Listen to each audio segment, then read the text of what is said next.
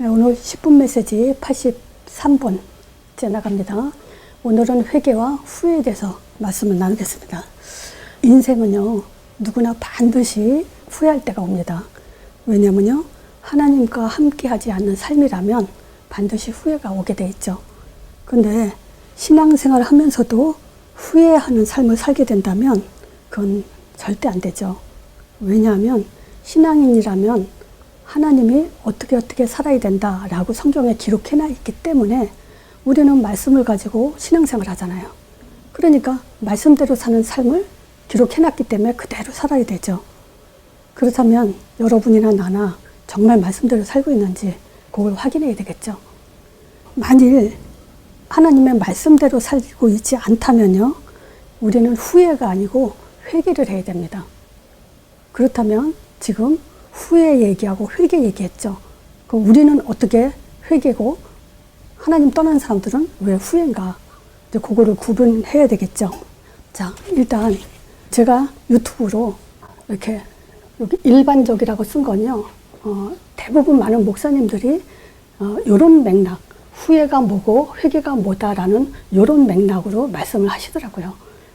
그래서 맥락이 똑같아요. 말은 이렇게 다르지만 결국은 이렇게 얘기하는 거예요. 맞으면 후회는 뭐냐면 행동에 대해 초점을 두고 내가 이렇게 행동하지 말았어야 되는데 라고 하는 걸 후회라고 하고요. 그 행동한 결과에 대해서 지금 후회라는 거예요. 말하자면 내가 술을 좋아했다. 내가 술을 먹었네. 이거 술 먹지 말아야 되지. 욕심 부리지 말아야지. 라고 그렇게 행동했다는 것에 대해서 초점을 뒀다면 술 먹은 결과로 사고를 냈어요. 그러면 그 사고 낸 것 때문에 마음 아파하고 지금 후회하고 이런 것들을 지금 후회라고 얘기하는 거고요. 또 회개는 뭐냐면 하나님과의 관계가 어그러졌다는 거예요. 그래서 요거는 회개를 해야 된다는 거예요.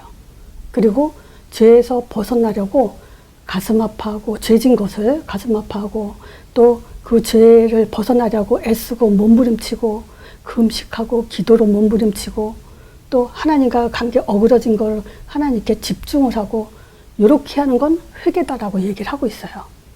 자, 그러면 하나님 관계가 어그러졌다는 건 뭘 가지고 어그러졌다는 거냐? 이게 중요하죠. 또 죄에서 벗어나려고요. 가슴 아파하고 애쓰고 몸부림치고 금식기도 하고 이런 것이 지금 과연 정말 하나님이 받으실까? 용서를 해주실까? 하나님께 집중해야지. 그래서 더 열심히 기도하고 더 열심히 신앙생활하고 더 열심히 헌신하고 그러면 그게 하나님이 기뻐하는 것까? 그러면서 이분이 그래요. 가슴 아파하고 애쓰고 몸부림치고 금식기도하고 막 이러는 게 하나님이 원하시는 회개의 모습이다 그래요.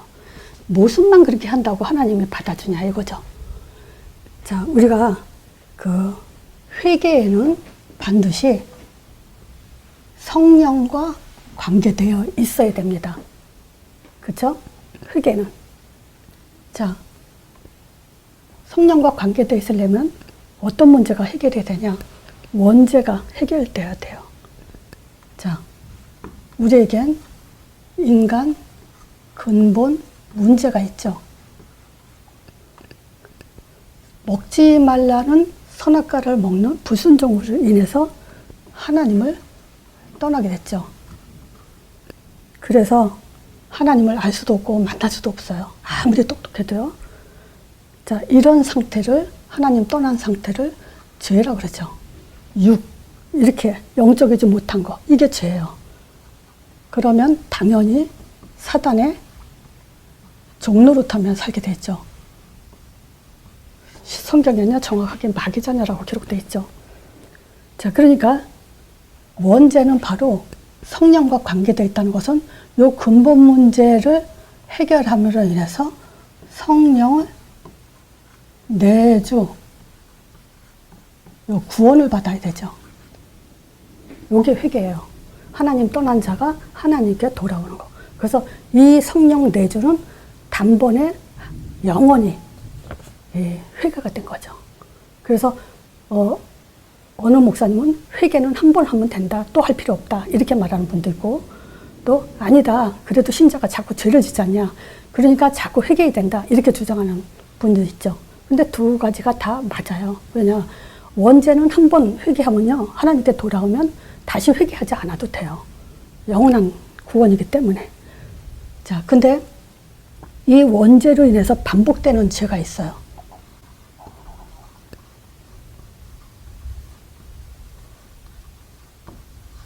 자, 그게 뭐냐면요. 자, 이 반복되는 죄는 사사기에 보면 잘 나와 있어요. 이스라엘 백성들이 자꾸 하나님 떠나서 매를 맞고 또 회개하고 몸부림치고 이런 그 내용이 잘 기록된 게 바로 사사기예요. 자, 뭘 놓치냐면요. 구원의 하나님을 자꾸 잃어버려요. 그래서 출애굽한 이스라엘 백성들한테 하나님이 이런 얘기를 하죠. 나는 너희를 애굽에 종되었던 너희를 이끌어낸 나 하나님을 잊지 말라 그러죠. 그러니까 그냥 하나님이 아니에요.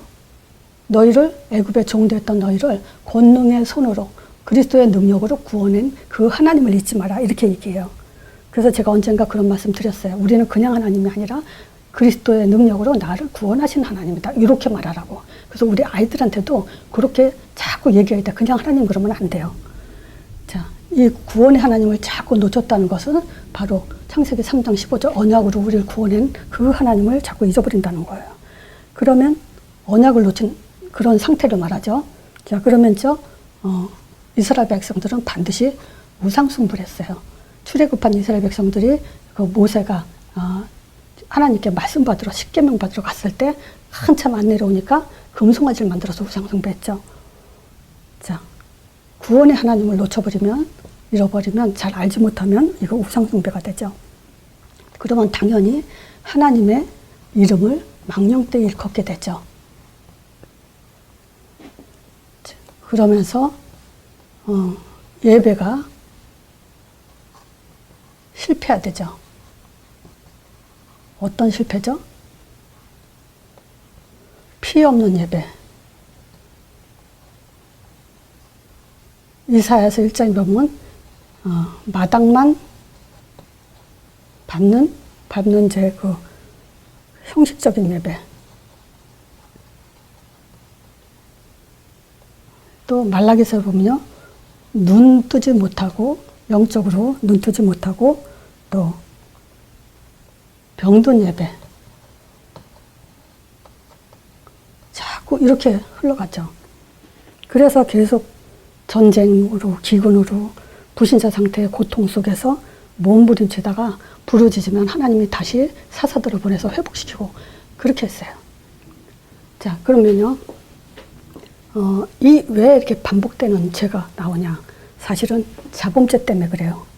자, 자범죄는 뭐냐면요. 하나님의 인도를 받지 못하는 삶을 자범죄예요. 신자는 반드시 성령이 내주된 신자는요. 반드시 성령 인도를 받아야 돼요. 그죠? 하나님의 인도 속에 사는 삶이에요. 자, 여기서 제가 본문에 지금 그 마태복음 3장 1절에서 12절이죠. 여기에 그 세례 요한이 이제 광야에서 전파하죠. 뭐라고 했냐면 회개하라 그래요. 요거 이제 본문 얘기하는 겁니다. 회개하라. 그러면서 뭐냐면 천국이 가까웠다 그래요. 자, 요 천국은 뭘 말하냐. 그러면서 8절에 보면요. 회개에 합당한 열매를 맺어라 그래요. 그렇죠. 잘못했다고 비롯되면 거기에 합당한 또 열매를 맺어야 되죠. 자, 그러면 합당한 열매가 뭐냐 이거예요. 그럼 11절에 뭐라 하냐면요. 세례 요한이 그럽니다. 나는 너희로 회개케 하기 위해서 물로 세례를 주거냐. 내 뒤에 오시는 이는 나보다 능력이 많으시니 나는 그의 신을 들기도 감당치 못하겠다. 그러면서 뭐라 하냐면 성령과 불로 너에게 세례를 준다. 성령으로 세례를 준다. 바로 이거예요. 우리 그 세례 요한의 회개는 뭐냐면 이제 천국, 즉 하나님 나라, 이 성령을 받으라 이거예요. 그리고 바로 이 성령은 회개에 합당한 열매가 되죠. 요걸 받으라는 거예요. 그래서 진짜 회개는 성령을 받는 건데 이 성령 한 번 받으면 요건 뭐예요? 성령 내죠. 이제 뭐냐? 구원이 완성됐잖아요. 구원이 완성됐으면 이제는 인도를 받아야 되죠. 그래서 자범죄는 뭐냐면 성령인도 못 받는 게 자범죄예요. 자, 예를 들어서 아브라함한테 하나님이 뭐라 했냐면요. 가나안 땅 가라 그랬어요. 그러면 가나안 땅 안 가면 그 성령인도 못 받는 거죠. 술 먹었냐, 노름했냐, 뭐 했냐, 그거 가지고 성령인도 못 받았다고 얘기하잖아요. 가나안 땅 가냐 안 가냐죠. 이게 이제 창세기 12장이잖아요. 그 창세기 26장에도요. 1절에서 3절을 보면요. 이삭이요. 이삭이 또 그 아브라함 때도 첫 흉년이 들었었거든요. 근데 이때도 또 흉년이 들었어요. 그러니까 이삭이 어디로 가려면 애굽으로 내려가려고 그러죠. 그때 하나님이 그랄 땅쯤 갔을 때, 그랄 땅은 이제 가나안 땅의 한 그 지역이에요. 거기에 유하고 있을 때 하나님이 이런 얘기를 해요. 내가 너와 함께 있어 너한테 복을 줄 건데 떠나지 말고 이 땅에 유해라. 그러면 내가 네 아버지에게 아브라함에게 맹세한 것을 다 이룰 거다. 그렇게 약속을 하죠. 그럼 뭐냐? 이삭은 떠나지 말아야 돼요. 그게 성령인도 받는 거예요. 또 사도행전 13장 2절에 여기 정확하게 이런 얘기를 하죠. 5인 1조 팀이 이제 전도 때문에 이제 주를 섬겨 금식할 때 성령께서 뭐라냐면 내가 너로 불러 시키는 일. 여기 있다 그래요. 그 불러 시키는 일을 하는 게 성령인도 받는 거예요. 요걸 안 하는 게 자범죄예요. 사도행전 1장 8절이요. 요건 더 명확하죠. 뭐냐? 마지막 유언이에요. 명령이에요. 이 사도행전 1장 8절에 오직 성령이 너에게 임하시면 그랬거든요. 그죠? 이 성령이 지금 사도행전 2장에 1절에서 47절, 1절에서 4절까지는 이제 오순절로 마가다락방에 바람같이 불같이 성령이 임하고 나서 47절까지 사실은 연결이 돼 있죠. 지금 뭐냐? 이때부터 성령의 시대예요. 지금 우리가 사는 이 시대는 성령의 시대예요.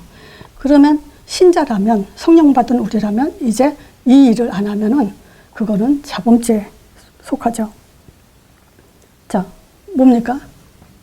전도의 문을 향해서 사는 거예요. 말씀 성취 속에 사는 거예요. 또 제자의 삶을 살고 제자를 찾고 세우고요. 현장에 교회를 세우는, 교회를 다스리고 지키는 삶. 요게 안 되면요, 우리는 자범죄에 속해요. 자, 요거 때문에 지금 분명히 사단은 역사고 있죠. 사단의 통로가 있어요. 그게 10계명에서 말한 5계명에서 10계명까지예요. 뭐라 그랬죠? 부모 공경해라. 또 살인하지 마라. 간음하지 마라. 도둑질하지 말라. 거짓 증거하지 마라. 이웃을 탐내지 마라. 지금 요걸 가지고 사람들은 자범죄라고 얘기해요. 근데 자범죄라기보다는 자범죄 하나님의 본질을 흐리게 하는 4계명이죠. 지금 여기서 말씀드린 것처럼 구원의 하나님, 또 우리 자신이 우상되지 않게 하기 위하고, 또 하나님을 누리고 하나님의 이름을 누리고 전파하기 위해서, 그리고 참된 예배 성공하기 위해서 지금 우리에게 주시는 중요한 이 포인트를 놓치게 하기 위해서 역사하는 사단의 통로가 되는 거예요. 그러니까 보세요. 내가 도둑질 안 해. 부모 잘 섬겨. 간음 안 해. 거짓 증거 안 해. 이웃 탐내지 않아. 그러면 됐나요? 하나님이 불러시키는 일은 어떡하고요? 땅끝까지 가라는데 안 가도 될까요? 이거 철저히 몸부림치고 회개했는데 눈물 흘려가면서 이건 내가 안 해야 되는 일이지, 이거는 하나님한테 회개해야 될 일이 아니에요. 그건 내가 안 하려고 몸부림쳐야죠, 당연히. 그건 진짜 회개는 뭐냐? 요게 회개예요. 그래서 결론이 그거예요. 결론 뭐냐? 요거 안 하면 회개가 아니다. 진짜 회개는 요거를 울지 않아도, 몸부림치지 않아도, 하나님 용서해 주세요 하지 않아도 이 길을 가는 게 진짜 참된 회개죠. 자, 그래서요, 저는 그래요. 만남 속에서 우울증 약 먹는 사람도 있고요. 또 그 공황장애 이거 힘들어하는 사람도 있고요. 또 마약 같은 사람도 있고 별별 사람 다 있어요. 근데 저는 여러 소리 안 해요. 거기에 치유받아란 말 안 해요. 그냥 개인화 시켜버려요. 개인화 시키면 거기서 답을 얻고 또 스스로 거기서 인생 방향이 바뀌어요. 내가 뭘 위해서 살지. 그 다음에 뭐 치유되는 건 하나님이 하시는 거죠.